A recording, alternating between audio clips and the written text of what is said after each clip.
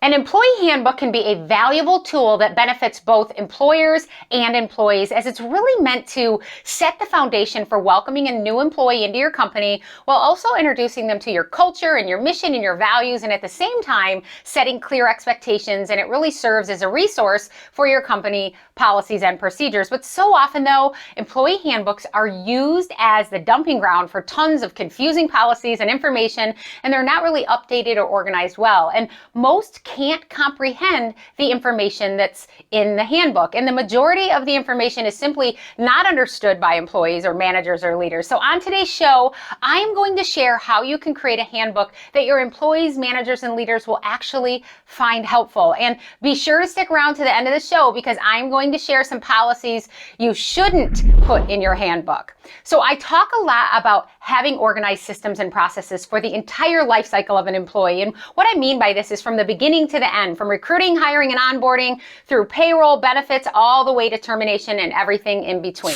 In order to run great restaurants, you must build simple HR or people systems throughout the entire life cycle of an employee. And it can really start with your employee handbook. When you build an employee handbook by organizing it from the very beginning, your culture, who you are, what matters to you, all the way through what happens when someone leaves your company, it's just so much easier to digest, and it makes everything super clear, and it really minimizes the room for confusion and sets the general expectations up from the onset. So instead of just throwing a bunch of policies and rules and regulations into your handbook and having your new hire sign that they received a copy, take the time to build a useful, well thought out, and organized handbook. And in my company, we call our handbook a playbook. So when this is done right, it gets everyone on the same page with who you are and what matters to you. And it really is great for all of your systems and processes that you have in place. So let's break this down. Now, this is only a 5-minute show, so I'm going to cover this very quickly during the show today, but don't worry,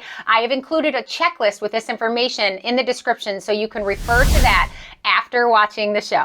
If you want a handbook that will actually work for you and be useful, here is how I suggest that you organize your employee handbook. So you are going to start at the beginning with a welcome message from the CEO or a company leader. You could dive into your story and the culture, maybe highlight the career path, or go over some general expectations and maybe where you can find job descriptions. Then it's helpful to list important information at the beginning of the handbook, like the purpose of the handbook or employment at will message, your anti-harassment policy or personal relationship policy, anything that you can think of that you want to highlight at the beginning of the handbook. Then move into recruiting and hiring information like your commitment to diversity, employment referral information or background check information, employment eligibility, that kind of thing. Then focus on orientation and onboarding and training, such as new hire documents, employee files, maybe the restaurant hours and locations if applicable, code of conduct, social media policy, that kind of thing. And again, I know I'm going through this fast. You can find this information in the description.